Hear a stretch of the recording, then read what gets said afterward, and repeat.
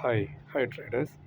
അപ്പോൾ ഇന്ന് തിങ്കളാഴ്ച നമുക്കിന്ന് ഗോൾഡിൻ്റെ സ്ട്രാറ്റജി എങ്ങോട്ടാണെന്ന് നോക്കാം, എങ്ങനെയൊക്കെയാണെന്ന് നോക്കാം, ന്യൂസ് നോക്കാം. പിന്നെ ഇന്നലെ ഗോൾഡ്, അതായത് വെള്ളിയാഴ്ച ഗോൾഡ് വന്നിട്ട് പിന്നെ $3325 താഴെ വരെ പോയി. അത് കഴിഞ്ഞ് വീണ്ടും ഒരു റീട്രേസ്മെൻറ്റ് എടുത്ത് ഇന്ന് മോർണിംഗിൽ 3339 നിൽക്കുകയാണ്. ഇന്നൊരു മിക്സഡ് ട്രെൻഡാണ് കാണിക്കുന്നത്. RSIയും പിന്നെ മൂവിങ് ആവറേജൊക്കെ, അത് ക്ലാസിക്കും ഫിബൊനാച്ചി എല്ലാം കാണിക്കുന്നത് പിന്നെ മിക്സഡ് ട്രെൻഡായിട്ടാണ്. അപ്പം മൊത്തത്തിൽ ടെക്നിക്കൽ അനാലിസിസ് അങ്ങനെ കാണിക്കുന്നത്. അപ്പോൾ നമുക്കിന്ന് ഗോൾഡുമായിട്ട് ബന്ധപ്പെട്ട് വാർത്തകളൊന്നും, പ്രധാനപ്പെട്ട വാർത്തകളൊന്നുമില്ല. നമുക്ക് മറ്റ് ന്യൂസുകൾ നോക്കാം.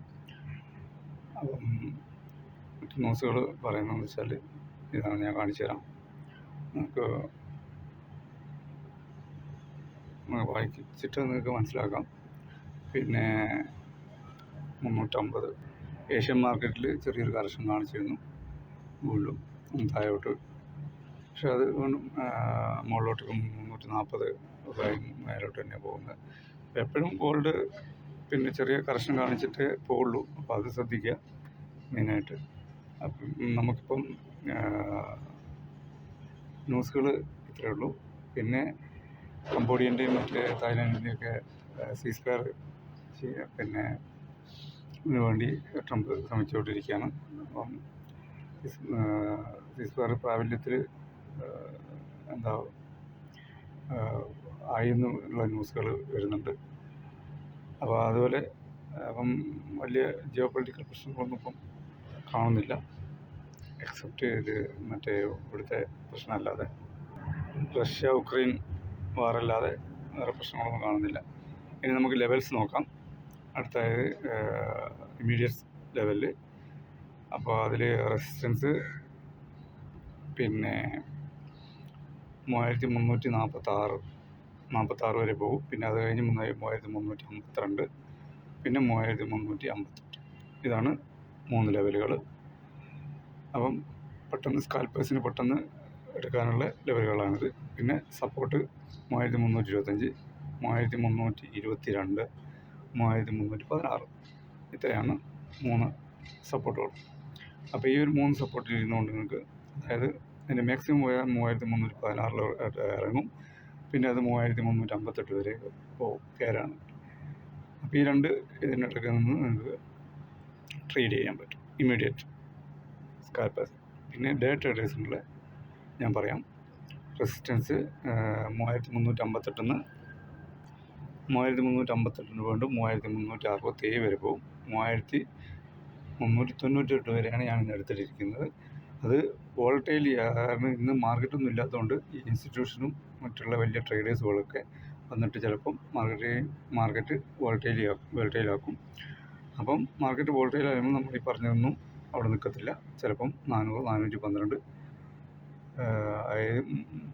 3403 അല്ലെങ്കിൽ 3412 അങ്ങനെ അങ്ങ് പോവും. 17, 27 ആ റേഞ്ച് കഴിഞ്ഞ പ്രാവശ്യം പറഞ്ഞ് ആ റേഞ്ചിലൊക്കെ പോകും. കഴിഞ്ഞ പ്രാവശ്യത്തെ വീഡിയോ എടുത്ത് നോക്കിയാൽ മതി എത്ര വരെ പോകുന്നുള്ളത്. അപ്പോൾ അതൊക്കെ റെസിസ്റ്റൻസാണ്. റെസിസ്റ്റൻസ് എന്തായാലും ഡെയിലി മാറുമെങ്കിലും നമുക്ക് പഴയ റെസിസ്റ്റൻസും അതുപോലെ സപ്പോർട്ടും നോക്കാവുന്നതാണ്. പിന്നെ ഓരോ ദിവസത്തെയും മാർക്കറ്റിനെ ഡിപ്പെൻഡ് ചെയ്തിരിക്കും അന്നത്തെ റെസിസ്റ്റൻസ് സപ്പോർട്ട്. എല്ലാ ദിവസവും സെയിം ആയിരിക്കണമെന്നില്ല, പക്ഷേ നമുക്ക് പഴയത് നോക്കാവുന്നതാണ്. ഓക്കെ, അപ്പം അടുത്തത് സപ്പോർട്ടാണ്. സപ്പോർട്ട് 3316 നേരത്തെ പറഞ്ഞ് 16 ഇറങ്ങിക്കഴിഞ്ഞാൽ 3302 വരെ, പിന്നെ 3286 വരെ.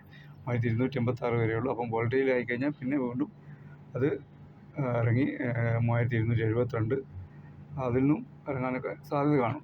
നമുക്ക് പ്രിഡിക്റ്റ് ചെയ്യാൻ പറ്റത്തില്ല. 240, 236 ആ റേഞ്ചൊക്കെ വേണമെങ്കിൽ പോവാം വോൾട്ടൈൽ ആയിക്കഴിഞ്ഞാൽ. അപ്പം നമ്മളെപ്പോഴും ശ്രദ്ധിക്കേണ്ടത് മാർക്കറ്റ് എന്താണ് കണ്ടീഷൻ നോക്കുക, എന്നിട്ട് ട്രേഡ് ചെയ്യുക. അതല്ലെങ്കിൽ പ്രോപ്പർ സ്റ്റോപ്പ് ലോസ് വെച്ച് ചെയ്യുക. അപ്പം അങ്ങനെയാകുമ്പം നമുക്ക് എന്ത് ചെയ്യാം, ആ നഷ്ടം കുറക്കാൻ പറ്റും.